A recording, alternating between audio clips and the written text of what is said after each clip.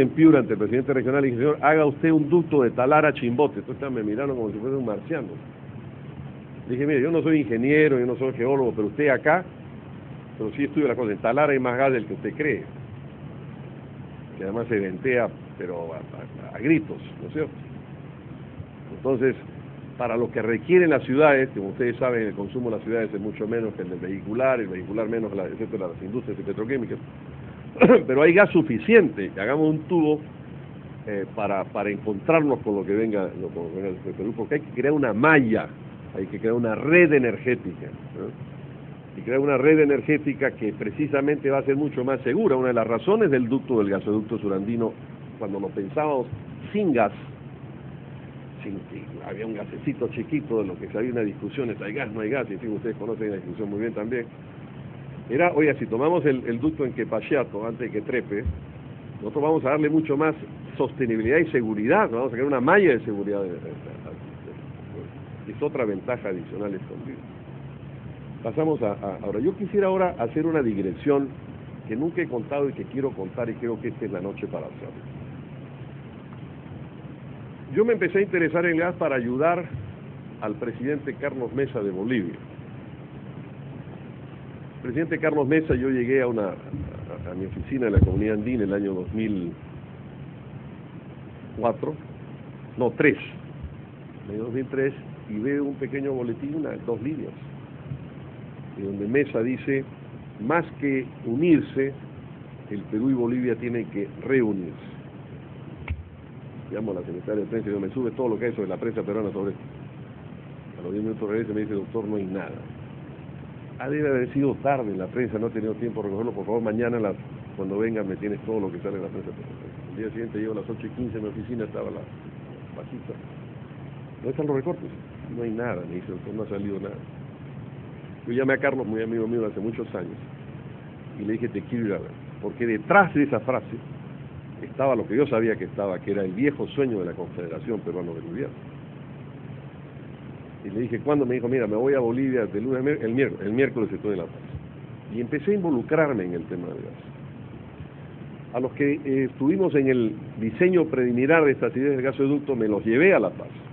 Y hacíamos cálculos. me siento un poco responsable porque yo estoy en el origen de algunas de las preguntas del referéndum que el presidente Mesa hizo, uno de los cuales era votar para recuperar en boca de pozo la soberanía, dejarle a las empresas eso para tomar el transporte que fuese un transporte peruano-boliviano.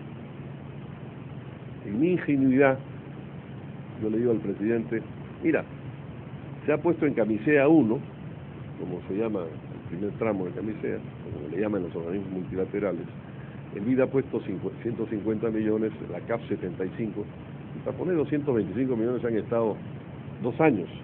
Pero en 2 horas en la Bolsa de Lima se ha levantado 270 millones. Hoy existe el dinero para que perfectamente ese proyecto, que era un proyecto que se calculaba en $1.000 millones, hay un equity de 200 o 300 y deuda de 700. El presidente de la CAF dijo, yo financio eso. Y me vine y hablé con no voy a dar los nombres, nadie me oyó. Todos los empresarios con los que hablé me dijeron, no, ese es riesgo Bolivia, hermanito, no, bonito, si usted quiere invertir en Suiza. Y entonces ahí tuve una experiencia que quiero contar, 2 cosas que voy a contar sobre eso. La primera es que aprendí otra cosa más, estaba en un momento en Palacio de Nariño en Colombia, no, en Palacio Quemado, en La Paz. El presidente Mesa se había ido a revisar no sé qué decreto y yo estaba con unos ingenieros aprendiendo.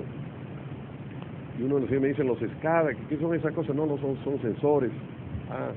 ¿Y dónde? Bueno, cada 500 metros, el ducto, ¿y dónde van? No, es que en la fibra óptica, doctor. Perdón, ¿cómo? ¿En la fibra óptica? ¿Fibra óptica? Sí, pues doctor, siempre va fibra óptica con luz, fibra óptica. Oye, o sea que una vez que yo tenga fibra óptica puedo conectar a un colegio de altiplano con... Pues, me mira como si fuese un marciano, estos ingenieros. Dicen, bueno, sí, pero eso no es nuestro negocio, no. Carlos, ven. Entonces el presidente me dice, no, perdón un ratito, el decreto. Ven, le digo yo. Se acerca, se arrodilla y le dice, hay fibra óptica, podemos dar conectividad a la altiplano. Esta era la vieja discusión donde los empresarios peruanos decían, yo no voy a dar nombres, pero los tengo apuntados y algún día los contaré. Me dijeron en varias instituciones, no, hermanito, la rentabilidad tiene que salir por Chile, el gas boliviano. Incluso Miguel Algunos economistas que asesoraban la campaña de Mario Vargas Llosa, que hubieran seguramente dirigido la economía del país, me dijeron eso. Yo le dije, felizmente Vargas Llosa no ganó la elección porque si no tú hubieras sido ministro de Economía. Y entonces nadie miraba muchas cosas. Por ejemplo, oye, es que es más corto entre Tarija y Mejillones. Sí, seguramente es más corto, pero entre Tarija y Mejillones pasa en medio de la nada. Acá pasa por el altiplano y por millones de gentes en el altiplano, y vamos a dar conectividad. Esto es una externalidad, lo que los economistas llaman una externalidad. Nadie calculaba, por ejemplo, oiga, y estos tanqueros que hacen 495 millas por día, en fin, X millas náuticas por día, salen en Mejillones o en Hilo. Bueno, hay una diferencia, ¿no? Bueno, ¿cuánto va a durar el proyecto? 30 años de proyecto, 40, 25, los años que tú quieras, me los sumas esos fletes y me los traes a valor presente neto a la tasa que quieras y me lo descuentas de la diferencia. Entonces, cuando uno empezaba a juntar todas estas cosas, era mucho más ventajoso venir por el tema. ¿Por qué cuento esto? Porque esto tiene que ver con la oposición que también tenemos al gasoducto Surandino. Es una oposición ideológica, es una posición de intereses económicos que no detecto bien, pero que veo que existen, y que fueron los que hicieron que cuando el presidente Carlos Mesa, el 4 de agosto del 2004, vino al Perú y entregó el gas de Bolivia, el gobierno del Perú, los ministros respectivos y la clase empresarial peruana no hicieron absolutamente nada. Yo esto no lo he dicho nunca, pero esta noche quiero leerles brevemente, porque creo que, aunque no tiene relación directa con este tema de gasoducto, sí refleja el problema fundamental que hay. Este es un libro, no es Alfredo Barnechea quien habla, es Carlos Mesa Gisbert, expresidente de Bolivia. Este es su libro de memorias de la presidencia de Bolivia, se llama Presidencia Sitiada, la página 258 y 59. La página 258, no, voy a citar esto no para alabarme, sino para enlazarlo con quienes estamos discutiendo ahora. Dice Carlos, salvo el extraordinario empeño de Alfredo Barnechea, que trabajó intensamente conmigo, y trabajó intensamente para convencer a sus compatriotas de que una alianza de Perú con Bolivia era un buen negocio económico, político e histórico, el vacío en Perú fue de tal magnitud que me sobrecogió. Y Carlos sigue diciendo, el mismo día, en realidad acá se equivoca, no era el mismo día, fueron 2 días antes, el mismo día en que suscribimos el acuerdo entre Toledo y Mesa, el ministro peruano Pedro Pablo Kuczynski, gran amigo de Chile, estaba en Santiago garantizando a sus pares chilenos la apertura de una línea de acuerdo energética entre los dos países. Ni Kuczynski, ni el otro ministro, el señor Quijandría, tuvieron el menor interés en que el acuerdo con Bolivia prosperase. Alargaron hasta la exasperación los tiempos de reunión de los equipos técnicos binacionales, mientras en Bolivia las cosas no estaban mejor. Una vez más, nuestras luchas intestinas contribuyeron a desdibujar el ambicioso proyecto que no contaba con respaldo en el corazón de los grupos de poder de ambos países. Las petroleras hicieron su parte, estaban más interesadas en hacer negocios con Chile. La imagen de estabilidad y seguridad jurídica de los trasantinos era una ventaja comparativa a la que se sumaban los eventuales costos adicionales del gasoducto al Perú. A mí me faltó fuerza, dice Mesa, dada mi soledad política. A Toledo le faltó quizá comprensión de la oportunidad histórica única que yo le brindaba. A ambas naciones se las comió su miopía y mediocridad, mientras Chile acertaba una vez más en su interpretación de las cosas. No tenía Chile de qué preocuparse. Bolivia y Perú nunca se pondrían de acuerdo en una estrategia común para lograr romper un cerco histórico y hiciese realidad el desarrollo de sus regiones más deprimidas. Nadie habla de esto, pero esto es lo que pasó con la cooperación. Y hubiera habido un ducto peruano-boliviano y una gran sinergia. Bueno, entonces, este gasoducto, estamos parados en una situación estratégica. Miguel sabe de esto más que yo y va seguramente a ser mucho más elocuente que yo. Pero estamos parados en una ventana frente al gran mar del siglo XXI. Estamos parados entre un inmenso país continente. Acá también viene, oiga, tengamos miedo con Brasil. Sí, por supuesto, Brasil es un país muy peligroso, muy grande. Pero yo siempre pienso, ¿y Canadá con Estados Unidos? Si Canadá no se hubiera pegado a Estados Unidos, ¿hizo bien o hizo mal? Se hubiera no hubiera tenido acceso a ese inmenso mercado. De modo que tenemos que tener una visión de sinergias con Brasil. Por supuesto con estados y con gobiernos que defiendan los intereses peruanos, que cuando contraten por ejemplo, cosas como la interoceánica discuten bien las tasas de retorno, pero esa es otra historia. Pero hay una sinergia muy importante y es el paso hacia el Pacífico. Y nosotros somos el lugar. Tarija está abajo, donde están los campos, el 85% del gas de Bolívar está en Tarija, en 4 megacampos. Nosotros tarde o temprano vamos a recoger ese gas. Tarde o temprano vamos a recoger ese gas.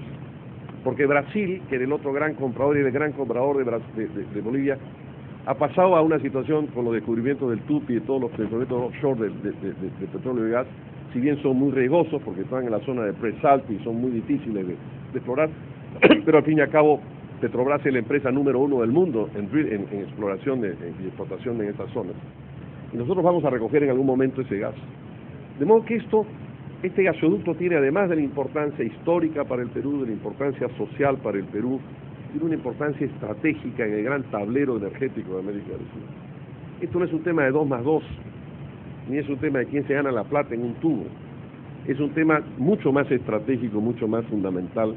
Y yo quería esta noche enfatizárselos a ustedes, más que entrar en unos detalles técnicos que ustedes seguramente son más competentes que yo. ¿Por qué no pasamos para simplemente, bueno, ya les contesto, podemos pasar esto. Déjenme, este es el penúltimo tema, y ya Humberto ha avanzado bastante bien, pero yo quería muy sencillamente, estamos frente a un problema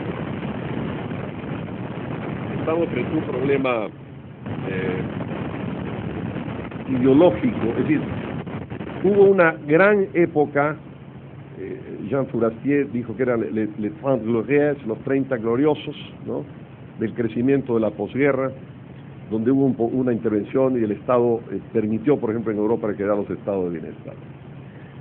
Viene la crisis de todo ese periodo, la crisis de lo que podría llamarse el ciclo económico, gran ciclo económico populista, y en 1979 en Inglaterra y en 1980 en Estados Unidos vienen Margaret Thatcher y Ronald Reagan y comienza la religión del mercado, y comienza el descrédito del Estado.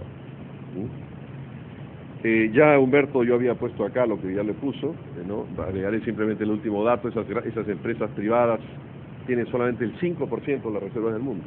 Controlan el 10% de la producción, pero el 5% pasamos esto de las reservas. Pero bueno, curiosamente había puesto lo mismo que ya puso Humberto muy claramente. Estamos en esta luz nos las trae, no sé si es del norte o luz del sur aquí, pero antes de luz del norte del sur es ISA, que es una empresa estatal colombiana. Y el tema, ¿no?, los señores Romero sí se pueden asociar con la empresa estatal chilena, manejada antes por militares chilenos durante X años. Ellos sí pueden asociarse con ENAP, pero nosotros no, Petroperú no puede ser la empresa pública que capture los beneficios que el Estado va a poner. No tiene sentido. Bueno, pasamos. A ver, yo quería irme a otro ejemplo antes de terminar, y me he ido a este ejemplo, que es Noruega, ¿no? Porque hay que desideologizar esto, no es una discusión. Es decir, no puede ser que nosotros estemos, así como hay un exceso de Estado, y hay efectivamente empresas ineficientes, el Estado tiene un papel que cumplir muchas veces. Yo pongo un ejemplo muy sencillo, que el otro día lo puse. ¿A qué distancia de Ayacucho pasa el ducto de Camisea?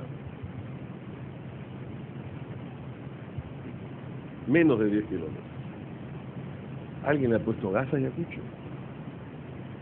Entonces viene el señor, un expresidente de Jantón, me mandó un mail bastante agresivo cuando yo defendí, hice un artículo que se llamaba Alegato por el gasoducto surandino. Hay maneras mucho más eficientes de llevar el gas así, y por qué no llevan gas a Ayacucho. Claro, hay una serie de problemas técnicos, de escala, cómo transformar, cómo licuar, en fin, va a ser comprimido, bueno, vamos a poner una planta de lo que quieran. Pero Ayacucho fue la zona donde nació Sendero Luminoso. Bueno, vamos a ponerle gas a Ayacucho. Eso no lo hace la empresa privada. Entonces, el ducto de Camisea ya está hecho.